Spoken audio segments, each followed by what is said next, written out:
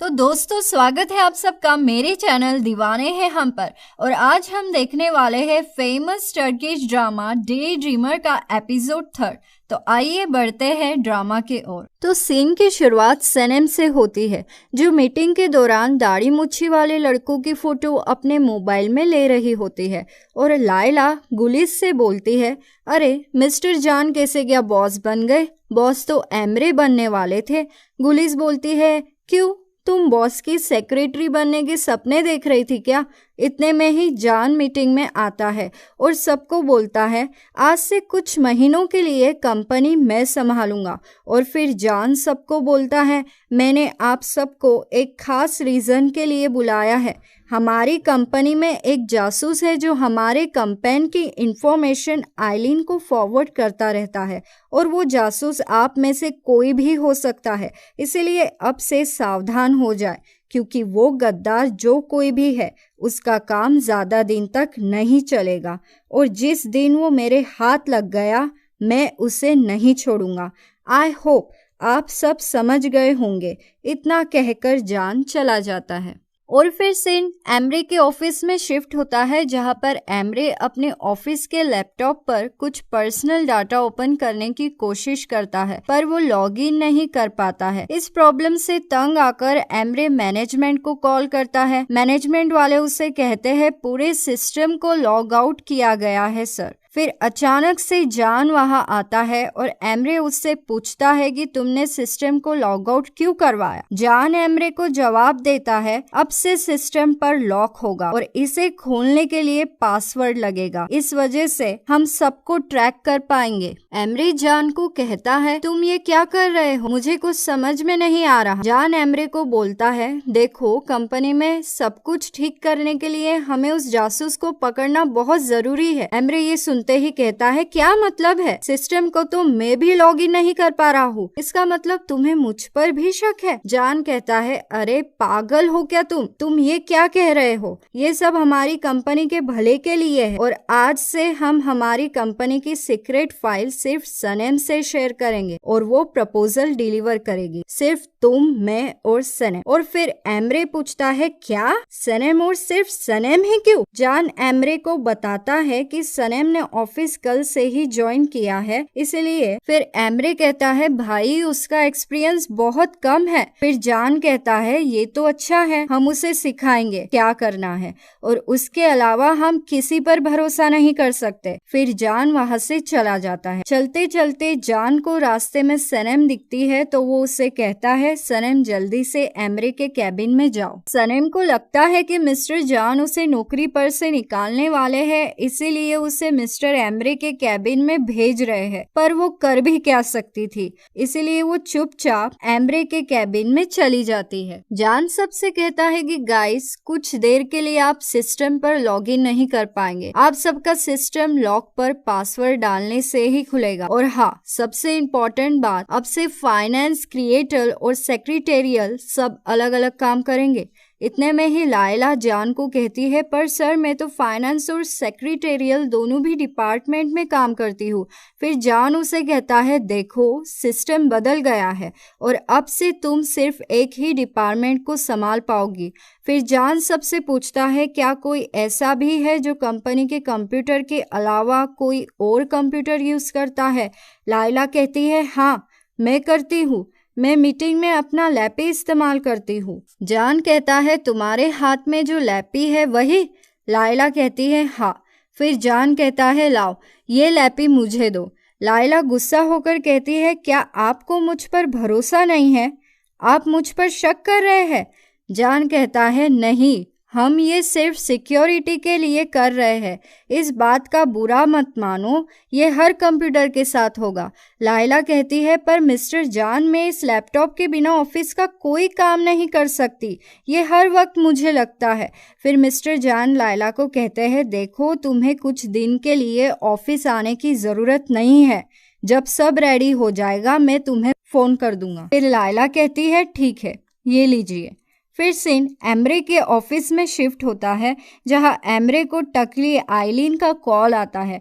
टकली आइलिन कहती है, तुमने मुझे अभी तक फाइल सेंड क्यों नहीं की? लोमड़ा एमरे कहता है, जान ने सारे कंप्यूटर पर पासवर्ड लगा दिया है, मैं तुम्हें फाइल नहीं भेज सकता। टकली आइलिन कहती है, अरे भेजो ना यार। एम्ब्रे कहता है, अरे ऐसी कैसी हो तुम, तुम्हारे टकले में जरा सा भी सब्र है या नहीं। फिर टकली आइलिन कहती है, मैं नहीं रुक सकती यार, तुम किसी ऐसे आदमी को क्यों नहीं ढूंढते जो तुम्हारे बिना ये काम आसानी से कर ले। और फिर ये बात एम्ब्रे के दिमाग में भी क्लिक होती है और वो सनम के पास देखता है जो उसके ऑफिस के बाहर खड़ी होती है। एम्ब्रे टकली से कहता है, मैं तुम्हें बाद में कॉल करता हूँ, और वो सनम के पास जाता है। सनम मिस्टर एम्ब्रे से कहती है, मिस्टर जान को मुझे यहाँ से निकालने का हक है, पर मेरी कोई गलती नहीं है, मुझे काम पर से मत निकालिए। मिस्टर एम्ब्रे कहते हैं, तुम्हें कोई नहीं निकाल रहा है सनम। इतने में ही लायला की जोर जोर से बोलने की आवाज़ मिस्टर एम्ब्रे और सनम को आती है। वो दोनों भी चेक करने के लिए लायला के पास जाते हैं कि मैटर क्या है। लायला मिस्टर एम्ब्रे से कहती है, मिस्टर जान ने मुझे डिसमिस कर दिया है। मिस्टर एम्ब्रे कहता है, डिसमिस? मैं कुछ फिर जे मिस्टर एम्ब्रे को बताता है, अरे सर, मिस्टर जान ने लायला को निकाल दिया और अब वो सनम को भी निकालने वाले हैं। गुलिज मिस्टर एम्ब्रे से कहती है, सर ऐसा कुछ नहीं है, मिस्टर जान बस एक प्रोसीजर कर रहे हैं, जैसे ही वो प्रोसीजर कंप्लीट होगी लायला को वापस बुला लिया जाएगा। फिर लायला एम्ब्रे से कहती है, अरे नहीं, मुझे लगता है कि वो मुझे आइलिन का जासूस समझ रहे हैं, इसलिए मुझे काम पर से निकाल रहे हैं। सनम कहती है, ऐसा कैसे सोच सकते हैं वो, मैं अभी जाकर उनसे बात करती हूँ। लायला सनम को कहती है, नहीं सनम, रुक जाओ। मिस्टर एम्ब्रे लायला से कहते हैं कि मैं अपने भाई से बात करूँगा, तुम टेंशन मत लो, अभी तुम घर जाओ। लायला वहाँ से फिर चली जाती। फिर मिस्टर एम्ब्रे सनम को अपने ऑफिस में बुलाते हैं। वहाँ पर मिस्टर एम्ब्रे सनम को अपने जाल में फंसाने के लिए एक झूठी कहानी बताता है। वो सनम से कहता है, मेरे भाई को एक्चुअली मुझसे प्रॉब्लम है, इसलिए वो मेरे वफादार लोगों को मुझसे दूर कर रहा है, जैसा कि उसने लायला को मुझसे दूर कर दिया। मिस्टर एम्ब्रे सनम से कहता है, अब बस तुम ही मेरी मदद कर सकती हो सनम। सनम कहती है, मैं आपकी मदद कैसे कर सकती हूँ भला। एम्ब्रे कहता है कि अगर लायला की जॉब गई तो तुम भी यहाँ नहीं रुक सकती। सनम कहती है कि नहीं सर, मुझे इस जॉब की ज़रूरत है, मुझे किसी को पैसे चुकाने हैं। मिस्टर एम्ब्रे सनम को कहता है, मैंने सुना है कि तुम्हारे डैड पर कर्जा है और उन्हें पैसों की ज़रूरत है। कितने पैसे की ज़रूरत है? 4 लाख। ये लो चेक, अपने डैड का कर्जा चुका दो इन पैसों से। सनम कहती है, मिस्टर एम्ब्रे, मैं ये नहीं ले सकती, ये बहुत ज़्यादा है, ये तो मेरे साल भर की कमाई से भी ज़्यादा है। एम्ब्रे कहता है, कोई बात नहीं, तुम कंपनी में साल भर काम कर लेना। सनम कहती है, प्लीज़ सर, मुझे माफ़ कर दो, मैं ये नहीं ले सकती। एम्ब्रे सीधे सनम के हाथ में चेक थमा देता है और उसे कहता है, देखो सनम, तुम्हारी बहन की जॉब जा चुकी है और तुम्हारे डैड के सिर पर कर्जा है, इसलिए तुम ये चेक रख लो। सनम कहती है, ठीक है सर, और फिर एम्ब्रे सनम की एक डॉक्यूमेंट पर साइन लेता है और वो सनम से हेल्प मांगता है। सनम कहती है हाँ, फिर सनम चली जाती है। फिर सीन अयान और मेलहात पर शिफ्ट होता है, जो सनम और मुजफ्फर के बारे में गॉसिप कर रहे होते हैं। इतने में ही सनम की मॉम मिल्की बे जोर से मेलहात के पार्लर में भागती है और उसे कहती है, उठो मेलहात, जल्दी से मेरे बाल ठीक कर दो। मेलहात उठकर पार्लर में जाती है। इतने में ही मुजफ्फर की माँ भी उसी पार्लर में आती है। मेलहात ये देखकर हंसने लगती है और कहती है, कितनी इत्तेफाक की बात है, ये सब आज शाम की तैयारी के लिए है क्या? मिल्की वे कहती है, क्या? ऐसा कुछ नहीं है, देखो मेरे बाल सफ़ेद हो गए हैं, इसीलिए मैं पार्लर में आई हूँ। इतने में ही मिल्की बे को लायला दिखती है, तो वो उसे पूछती है कि आज तुम इतने जल्दी ऑफिस से कैसे क्या आ गई? हाँ, लायला कहती है, कुछ नहीं मॉम, मैंने 1 दिन की छुट्टी ले ली है और मैं अब घर जा रही हूँ। फिर सीन मुजफ्फर और उसकी मॉम पर शिफ्ट होता है, जहाँ मुजफ्फर की डरावनी मॉम उसे कहती है, देखो बेटा, मुझे सनम पसंद है, पर मुझे उसकी मॉम मिल्की बे जरा सी भी पसंद नहीं है। मुजफ्फर कहता है, देखो मॉम, आप प्लीज मिल्की बे से बहस मत करना, सिर्फ ये रिश्ता पक्का करने पर फोकस करना प्लीज। मुजफ्फर की मॉम कहती है, ठीक है बेटा।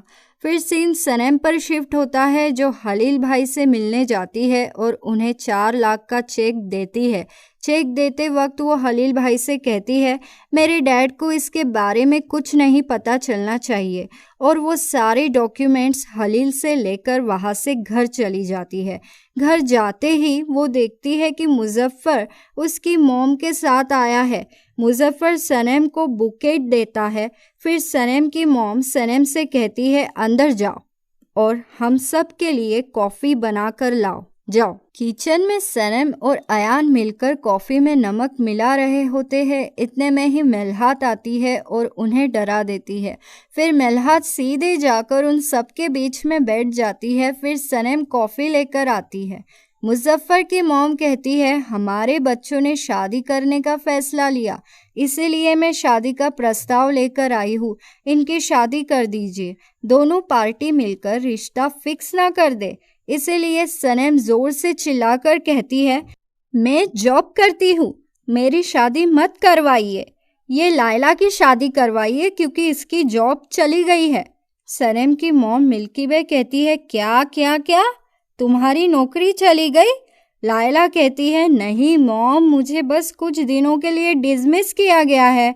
मुजफ्फर की मॉम कहती है, हमें कोई प्रॉब्लम नहीं है, लड़की जॉब करे या नहीं, बस आप हाँ कह दीजिए। फिर सनम के पापा कहते हैं कि हम सोच कर बताएंगे, आप जाइए। ऐसा सुनकर मुजफ्फर खड़ा हो जाता है और सनम के पापा को कहता है, अरे अंकल प्लीज़ ऐसा मत कीजिए, प्लीज़ हाँ कर दीजिए ना। और ऐसा बोलते बोलते वो सनम के हाथ से बनाई हुई कॉफ़ी पी लेता है, जिस वजह से वो बेचारा बेहोश हो जाता है। फिर सुबह हो जाती है और सनम ऑफिस चली जाती है। ऑफिस में एक पोस्टमैन मिस्टर एमरे के नाम की फाइल लाता है, जिसे सनम ले लेती है। इतने में ही सामने से मिस्टर जान आते हैं और वो सनम से कहते हैं, मुझे पिछले 3 महीने की एड फाइल चाहिए। सनम कहती है, ठीक है मिस्टर जान। फिर सनम फाइल लेकर आती है, जो वो गलती से गिरा देती है। मिस्टर जान फाइल उठाने में उसकी मदद करते हैं और फिर सनम को लायला का कॉल आता है, तो वो मिस्टर जान के ऑफिस से बाहर चली जाती है। लायला उसे कहती है, सुनो, मिस्टर एमरे 1 बजे कॉफ़ी पीते हैं, उनके लिए कॉफ़ी याद से ले जाना। सनम कहती है, ठीक है। और फिर सनम कॉफ़ी लेकर मिस्टर एमरे के ऑफिस के ओर बढ़ रही होती है। इतने में ही सनम देखती है कि मिस्टर एमरे अपने पॉकेट में एक रिंग की डब्बी डाल रहे हैं।